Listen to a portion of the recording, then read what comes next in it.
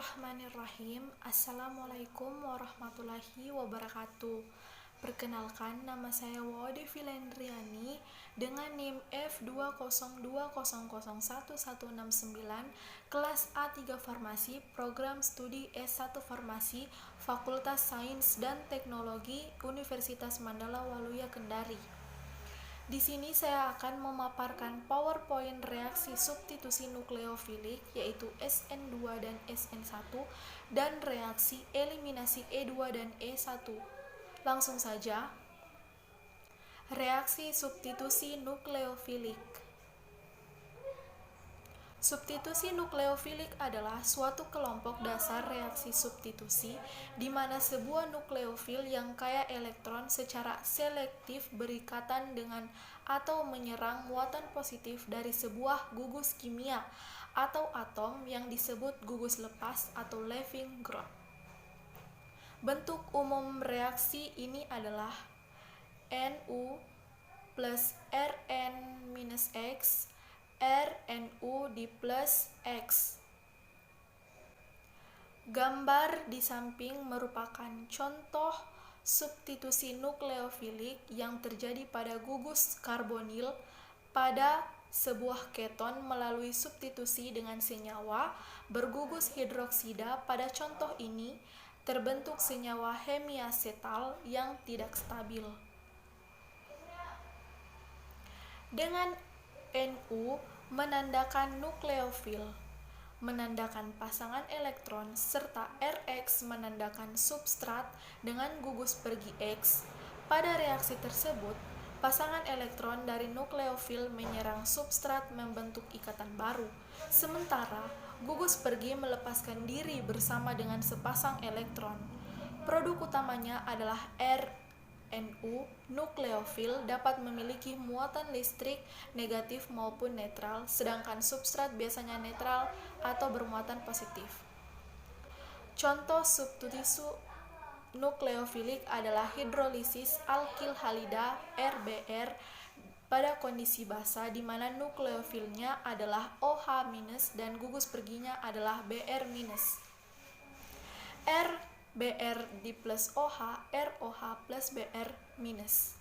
Reaksi substitusi nukleofilik sangat umum dijumpai pada kimia organik, dan reaksi-reaksi ini dapat dikelompokkan sebagai reaksi yang terjadi pada karbon alifatik atau pada karbon aromatik atau karbon tak jenuh lainnya, lebih jarang. Menurut kinetikanya, reaksi substitusi nukleofilik dapat dikelompokkan menjadi reaksi SN1 dan SN2. Selanjutnya, reaksi SN1. Reaksi SN1 adalah sebuah reaksi substitusi dalam kimia organik.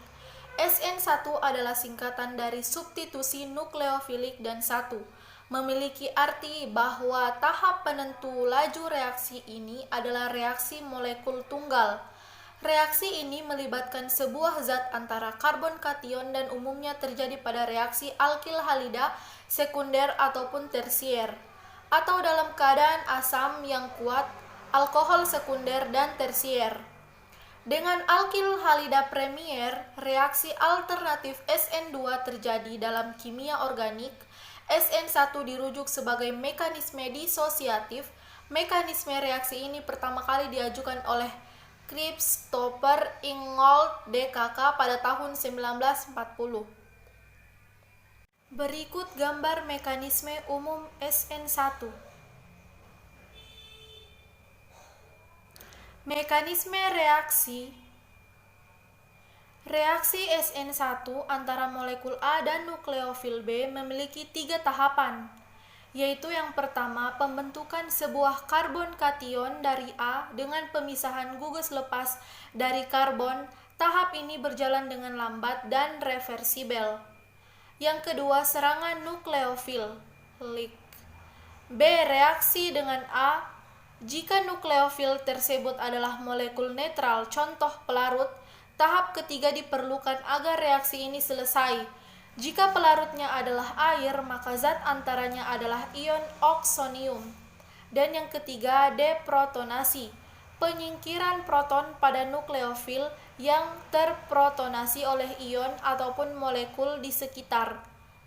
Berikut gambar di samping adalah tahap-tahapnya. Kinetika. Berbeda dengan reaksi SN2, reaksi SN1 berjalan melalui dua tahap, tidak meliputi protonasi atau deprotonasi. Tahap penentuan laju reaksi ada pada tahap pertama. Oleh karena itu, laju reaksi dari keseluruhan reaksi secara umum sama dengan laju pembentukan karbon kation dan tidak melibatkan konsentrasi nukleofil. Oleh karena itu, kenukleofilikan tidak menjadi faktor kelajuan reaksi dan laju keseluruhan reaksi hanya bergantung pada konsentrasi per reaksi. Laju reaksi sama dengan K per reaksi. Selanjutnya, reaksi lingkup. Mekanisme reaksi SN1 cenderung mendominasi ketika atom karbon pusat dikelilingi oleh gugus-gugus yang meruah karena gugus-gugus tersebut menyebabkan halangan sterik untuk terjadinya reaksi SN2. Selain itu, substituen yang merubah pada karbon pusat juga meningkatkan laju pembentukan karbokation oleh karena terjadinya pelepasan terikat sterik yang terjadi. Karbokation yang terbentuk juga distabilkan oleh stabilisasi induktif dan hiperkonjugasi yang berasal dari gugus alkil yang melekat pada karbon. Postual Hammond-Leffler mensugestikan bahwa hal ini juga akan meningkatkan laju pembentukan karbokation. Oleh karena itu, mekanisme reaksi SN1 mendominasi pada reaksi di pusat alkil tersier dan juga terlihat pada reaksi di pusat alkil sekunder dengan keberadaan nukleofil lemah. Reaksi samping. Dua jenis reaksi samping yang umumnya terjadi adalah reaksi eliminasi dan penataan ulang karbokation. Jika reaksi ini dilakukan dalam keadaan hangat atau panas, yang mana meningkatkan entropi, reaksi eliminasi E1 akan mendominasi mengakibatkan pembentukan alkena. Bahkan jika reaksi dilakukan dalam temperatur yang rendah, alkena dalam jumlah kecil juga bisa terbentuk. Usaha untuk melakukan reaksi SN1 dengan menggunakan nukleofil kuat yang bersifat basa seperti ion hidroksida atau metoksida juga akan mengakibatkan terbentuknya alkena via reaksi eliminasi E2. Terlebih lagi apabila reaksi ini dipanaskan. Selain itu, jika zat antara karbokation dapat ditata ulang menjadi karbokation yang lebih stabil, ia akan memberikan hasil reaksi yang berasal dari karbokation yang lebih stabil daripada hasil reaksi substitusi sederhana. Selanjutnya, efek pereaksi. Oleh karena reaksi SN1 melibatkan pembentukan zat antara karbon kation yang tidak stabil pada tahap penetapan laju reaksi, segala sesuatu yang dapat memfasilitasinya akan meningkatkan laju reaksi. Pelarut yang biasa digunakan biasanya bersifat polar atau untuk menstabilkan zat antara secara umum, dan protik untuk melarutkan gugus lepas secara khususnya. Pelarut polar protik meliputi air dan alkohol, yang juga dapat bertindak sebagai nukleofil. Skala Y menghubungkan laju reaksi solfolisis dari pelarut K dengan pelarut standar 80% V per V etanol per air KO melalui persamaan log K per KO sama dengan MY, dengan M sebagai tetapan pereaksi atau M sama dengan 1 untuk terbutil klorida, dan Y sebagai parameter pelarut. Sebagai contoh, 100% etanol memberikan nilai Y sama dengan minus 2,3 dan 50% etanol dalam air memberikan nilai Y sama dengan plus 6,5. Reaksi SN2. Reaksi SN2 adalah suatu jenis mekanisme reaksi substitusi nukleofil dalam kimia organik. Dalam mekanisme ini, salah satu ikatan terputus dan satu ikatan lainnya terbentuk secara bersamaan, dengan kata lain, dalam satu tahap reaksi. Karena kedua spesies yang bereaksi terlibat dalam suatu tahap yang lambat atau tahap penentu laju reaksi. Hal ini mengarah pada nama substitusi nukleofil atau BI molekular atau SN2. Jenis mekanisme utamanya adalah SN1. Jenis reaksi ini sangat umum dan karenanya memiliki bermacam-macam nama, seperti substitusi nukleofil bimolekular atau di antara kimiawan organik, substitusi asosiatif atau mekanisme pertukaran. Gambarnya seperti yang ada di samping berikut. Mekanisme reaksi SN2. Reaksi SN2 seringkali terjadi pada pusat karbon sp3 alifatik dengan suatu gugus pergi yang bersifat stabil dan elektronegatif. Menempel padanya atau terkadang ditulis X, yang biasanya adalah suatu atom halida, pemutusan ikatan CX dan pembentukan ikatan baru, atau terkadang ditulis C-X atau C-Nu.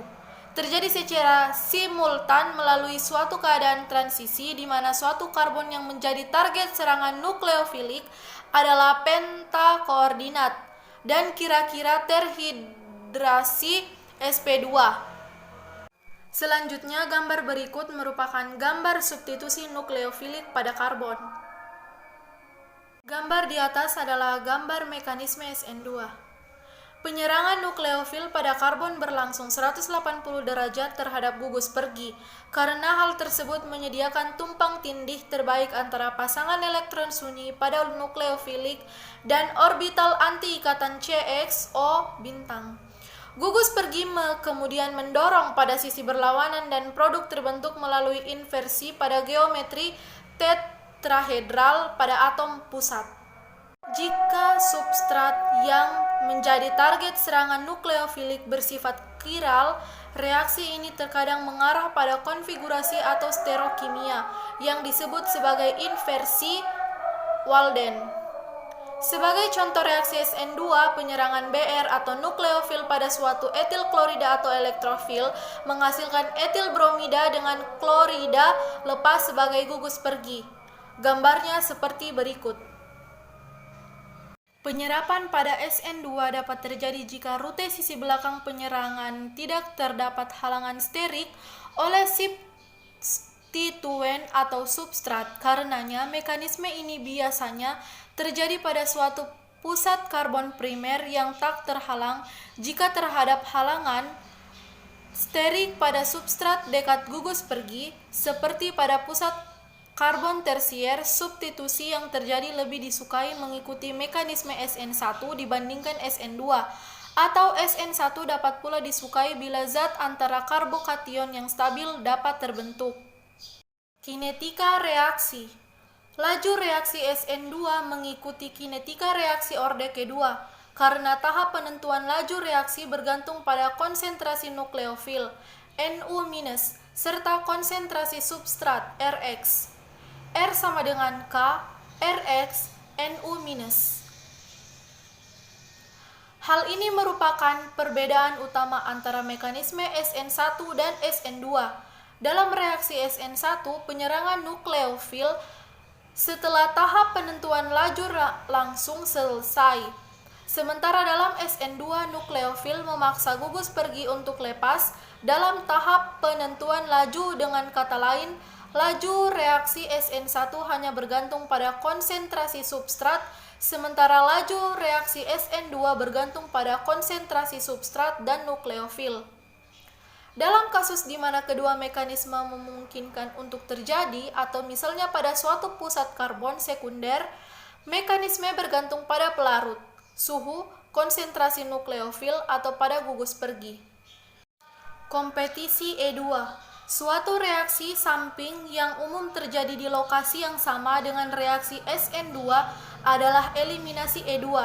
Anion yang datang dapat berperan sebagai basa daripada suatu nukleofil, menarik proton dan mengarah pada pembentukan alkena. Reaksi E2 umum terjadi ketika ion yang datang memiliki halangan sterik, sehingga penarikan proton menjadi lebih mudah. Reaksi eliminasi biasanya lebih disukai pada suhu yang meningkat, karena bertambahnya entropi. Efek ini dapat ditunjukkan dalam reaksi fasa gas antara sulfonat dan suatu alkil bromida sederhana yang terjadi di dalam spektrometer massa. Gambar reaksi kompetisi antara SN2 dan E2. Dengan etil bromida, produk reaksi substitusi substitusi lebih mendominasi karena halangan sterik di sekitar pusat elektrofilik bertambah. Seperti halnya isobutil bromida, substitusi lebih tidak disukai dan eliminasi merupakan produk yang mendominasi. Faktor lain yang membuat eliminasi lebih disukai adalah kekuatan basa. Dengan substrat benzoat yang kurang basa, isopropil bromida bereaksi dengan 50% substitusi. Reaksi eliminasi. Reaksi eliminasi adalah salah satu jenis reaksi organik di mana dua substituen dipisahkan dari suatu molekul baik dalam mekanisme satu ataupun dua tahap. Mekanisme satu tahap dikenal sebagai reaksi E2 dan mekanisme dua tahap dikenal sebagai reaksi E1. Angka pada nama reaksi tidak berhubungan dengan jumlah tahapan dalam mekanisme tersebut, tetapi terkait dengan kinetika reaksi bimolekular dan unimolekular berturut-turut dalam kasus yang jarang terjadi. Untuk molekul yang memiliki gugus pergi yang buruk, jenis reaksi ketiga E1CB terjadi. Berikut gambar reaksi eliminasi sikloheksanol menjadi sikloheksana dengan asam sulfat serta pemanasan. Reaksi E2. Mekanisme E2. Sejak tahun 1920-an, Sir Christopher Ingold mengusulkan suatu model untuk menjelaskan sebuah tipe ganjil dalam reaksi kimia. Mekanisme E2. E2 merupakan singkatan dari eliminasi bimolekular. Reaksi tersebut melibatkan mekanisme satu tahap di mana ikatan karbon hidrogen dan karbon halogen terputus untuk membentuk ikatan rangkap 2 atau ikatan pi C sama dengan C. Karakteristik mekanisme reaksi ini diantaranya: yang pertama, E2 adalah eliminasi satu tahap dengan satu keadaan transisi. Yang kedua, biasanya terjadi pada alkil halida primer tersubstitusi, tetapi mungkin terjadi pada alkil halida sekunder dan senyawa lainnya. Selanjutnya, laju reaksinya mengikuti orde kedua karena reaksi dipengaruhi baik oleh alkil halida dan basa atau bimolekular. E2 biasanya menggunakan basa kuat. Basa harus cukup kuat untuk melepas hidrogen yang kurang asam. Karena mekanisme E2 menghasilkan pembentukan ikatan Pi, dua gugus pergi atau terkadang sebuah hidrogen dan satu halogen harus antiperiplanar. Keadaan transisi antiperiplanar memiliki konformasi goyang atau Straggeret dengan energi yang lebih rendah dibanding keadaan transisi synperiplar di mana konfirmasi eclipse dengan energi yang lebih tinggi. Mekanisme reaksi yang melibatkan konformasi goyang lebih disukai pada reaksi E2 atau tidak seperti reaksi E1. Selanjutnya, agar ikatan Pi dapat terbentuk, hibridisasi karbon harus lebih rendah dari sp3 menjadi sp2. Ikatan CH dilemahkan dalam tahap penentuan laju dan karenanya efek isotop deuterium primer lebih besar dari 1, biasanya 2-6 teramati. E2 berkompetisi dengan mekanisme reaksi SN2 jika basa dapat bertindak pula sebagai nukleofil atau pada banyak basa yang umum. Gambar contoh tipe reaksi ini dalam skema 1 adalah reaksi isobutil bromida dengan kalium etoksida dalam etanol. Produksi reaksi tersebut adalah isobutilena, etanol, dan kalium bromida. Mekanisme E1. E1 adalah suatu model untuk menjelaskan jenis tertentu dari reaksi eliminasi kimia. E1 merupakan singkatan dari eliminasi unimolekular serta memiliki karakteristik sebagai berikut. Merupakan proses eliminasi dua tahap, ionisasi dan deprotonasi. Yang pertama, ionisasi, ikatan karbon halogen putus menghasilkan zat antara karbokation. Yang kedua, deprotonasi, karbokation. E1 umumnya terjadi pada alkil halida tersier, tetapi mungkin terjadi pada beberapa alkil halida sekunder. Laju reaksi dipengaruhi hanya oleh konsentrasi alkil halida karena pembentukan karbotion adalah tahap paling lambat, alias tahap penentu laju. Karenanya, kinetika orde pertama berlaku atau unimolekular. Reaksi biasanya terjadi pada ketiadaan basa atau hanya dalam kehadiran basa lemah atau kondisi asam dan suhu tinggi. Reaksi E1 berkompetisi dengan mekanisme reaksi SN1 karena keduanya berbagi zat antara karbokation yang umum. Efek isotop deuterium sekunder yang agak lebih besar dari 1 atau biasanya 1 sampai 1,5 teramati. Tidak dibutuhkan antiperiplar, contohnya pada pirolisis pada suatu ester sulfonat tertentu pada mentol. Gambarnya seperti berikut. Hanya produk reaksi A yang dihasilkan dari eliminasi antiperiplanar. Kehadiran produk B adalah indikasi bahwa mekanisme E1 terjadi. Reaksi ini disertai dengan reaksi penataan ulang karbokationik. Gambarnya seperti berikut. Contoh dalam skema 2 merupakan reaksi tertibutilbromida dengan kalium otoksida dalam etanol. Eliminasi E1 terjadi dengan alkil halida yang sangat tersubstitusi karena dua alasan. Alkil halida yang sangat tersubstitusi sangat meruah, membatasi ruang bagi mekanisme satu tahap E2 karena mekanisme dua tahap E1 lebih disukai.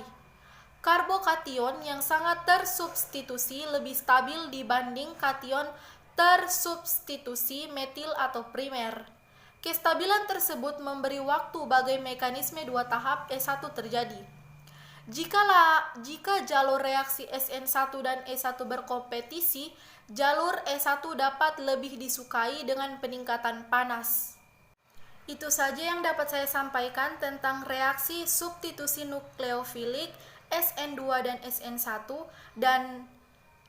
dan reaksi eliminasi E2 dan E1. Bila ada salah kata, mohon dimaafkan. Saya akhiri. Wabillahi taufiq wal hidayah. Wassalamualaikum warahmatullahi wabarakatuh.